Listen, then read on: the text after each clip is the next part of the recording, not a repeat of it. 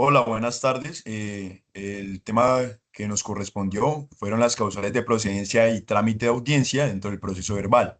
Nuestro grupo está conformado por Keren García, eh, Santiago Ramos Hernández y Vivian Trujillo.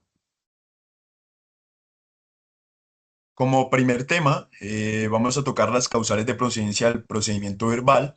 Eh, las causales de procedencia del procedimiento verbal dentro del proceso disciplinario están estipuladas dentro del artículo 225 A de la Ley 1952, el Código Disciplinario. Esta ley es adicionada por la Ley 2094 del 2021. El procedimiento verbal es una forma especial de juzgamiento disciplinario que busca que ciertos procesos pues se resuelvan de manera más rápida, cuando las circunstancias del caso pues lo permiten.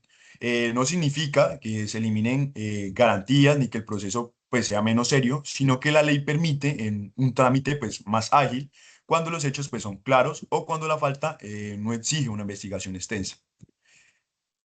Como primera causal, la fragancia disciplinaria. Esto ocurre cuando el servidor público pues, es sorprendido cometiendo la falta en ese mismo momento o cuando es encontrado con elementos que demuestran directamente que participó en una conducta irregular.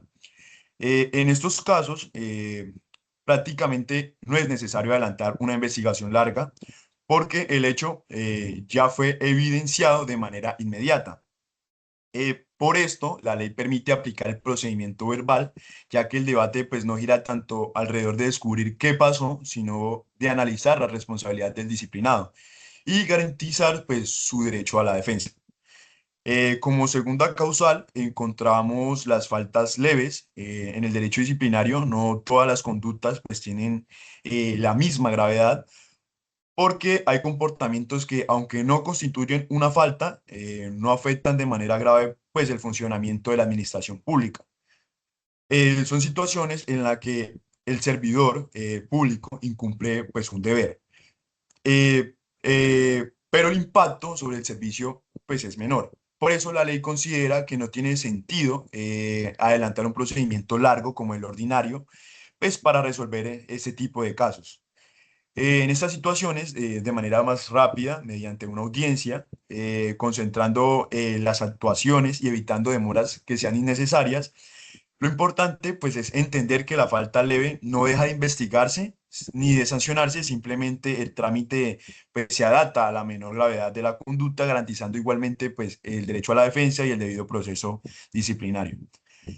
Como tercera causal encontramos las faltas gravísimas. Estas faltas pues están taxativamente expresadas, señaladas en la ley, aunque podría pensarse que todas estas faltas gravísimas deben tramitarse pues mediante el procedimiento ordinario, pues debido a la severidad de las sanciones que pueden imponerse. El legislador pues consideró que algunas de estas conductas presentan una facilidad probatoria que permiten pues un juzgamiento más rápido.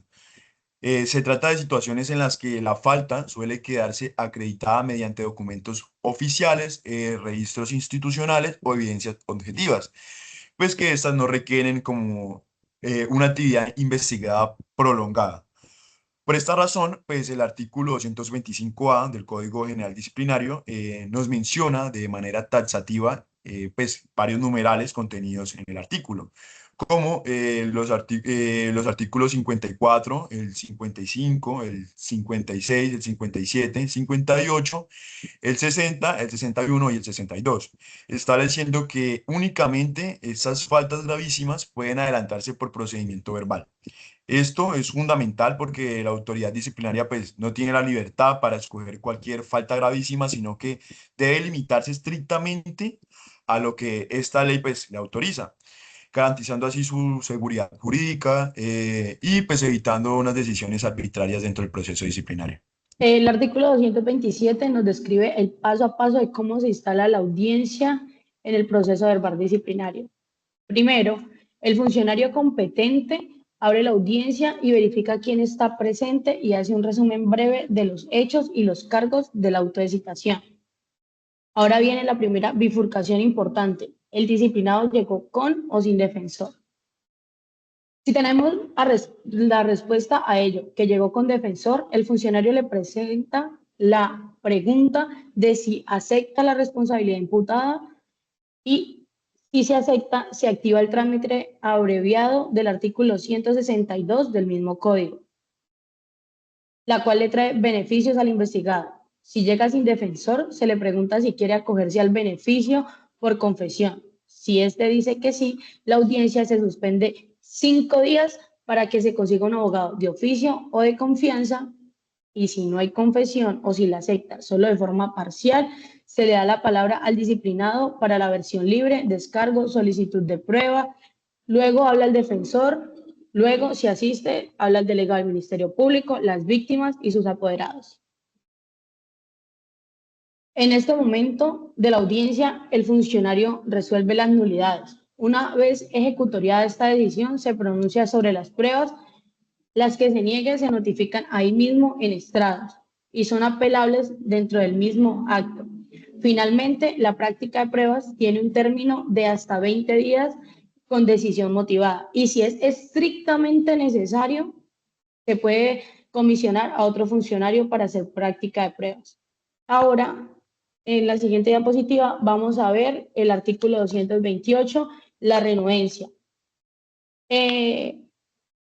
Este artículo responde a una pregunta muy práctica. ¿Qué pasa si el disciplinado o su abogado no aparecen a la audiencia? La respuesta es corta y es muy sencilla. El proceso sigue. La renuencia no paraliza la audiencia. Si falta solo el abogado, la audiencia continúa con el disciplinado, salvo que haya justificación y el disciplinado pida expresamente esperar a su defensor. Si falta solo el disciplinado, la audiencia continúa con el defensor.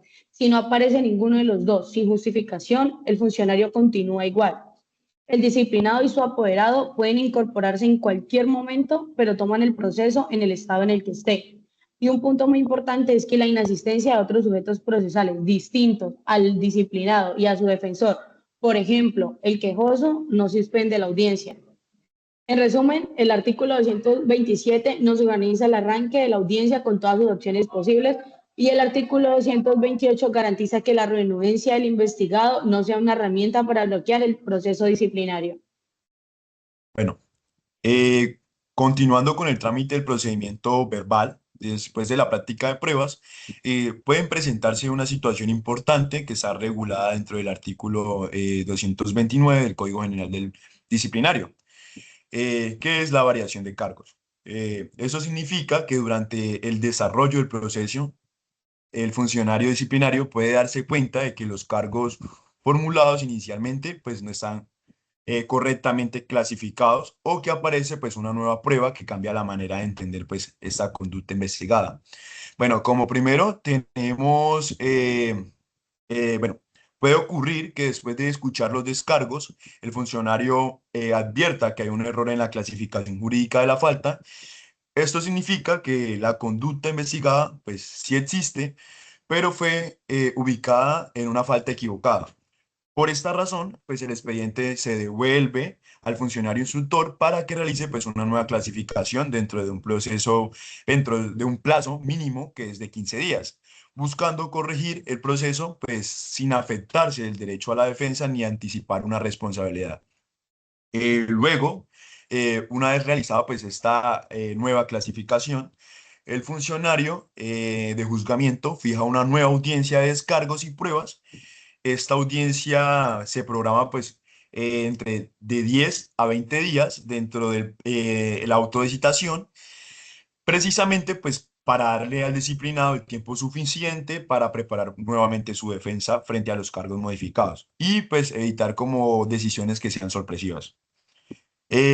También puede suceder que la variación surja por una prueba sobreviniente, es decir, una prueba nueva que aparece durante el desarrollo del proceso y cambia la comprensión inicial de los hechos. En este caso, el funcionario modifica el cargo directamente en audiencia y suspende la diligencia porque el investigado pues, debe conocer plenamente la nueva imputación antes de continuar.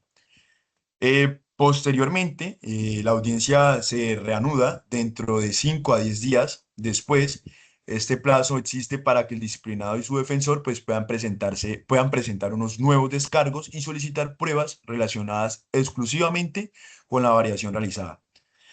Después se practican las nuevas pruebas decretadas, las cuales pues deben realizarse dentro de los 5 días siguientes. Este término pues busca es mantener la rapidez propia del procedimiento verbal sin sacrificar la búsqueda pues de la verdad material. Finalmente, el nuevo periodo probatorio derivado de la variación de cargos pues no puede superar un mes. Ese límite evita dilaciones innecesarias y asegura que el proceso pues siga continuando de una manera o continúe de una manera ágil, respetando pues siempre el debido proceso y las garantías del investigado. Ahora bien, encontramos el artículo 231 que establece qué debe contener obligatoriamente el fallo.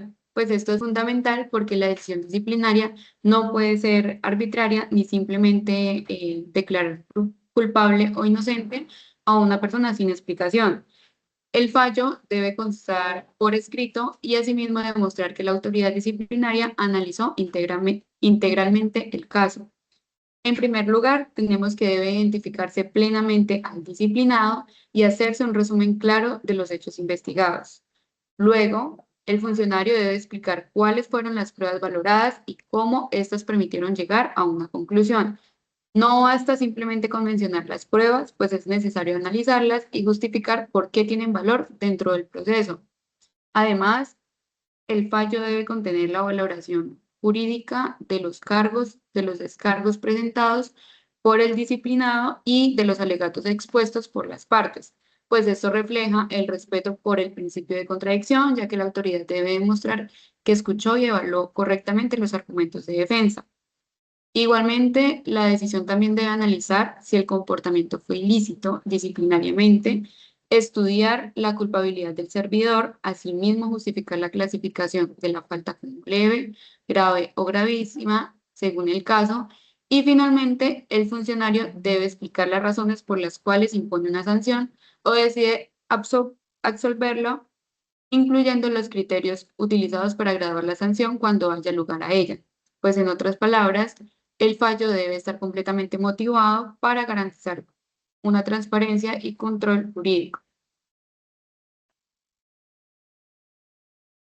Posteriormente, encontramos una tabla en donde se establece la etapa de los alegatos y de los alegatos que tiene un plazo de 10 días hábiles de acuerdo a la suspensión, el acto que se presenta, los escritos por las partes, el fallo, 5 días hábiles luego de vencidos los alegatos, pues el funcionario debe proferir y dictar el fallo de primera instancia. Encontramos también el artículo 232 del Código General Disciplinario que regula la ejecutoria de la decisión. Pues en el procedimiento verbal la decisión se entiende notificada en estrados, es decir, dentro de la misma audiencia en la que se comunica.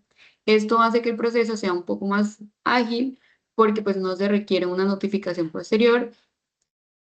No se requiere una notificación posterior. Si ninguna de las partes interpone un recurso, bueno, interpone el recurso, la decisión queda ejecutoriada inmediatamente al finalizar la diligencia. Por último, encontramos el artículo 233 del Código General Disciplinario, que habla sobre el recurso contra el fallo de primera instancia.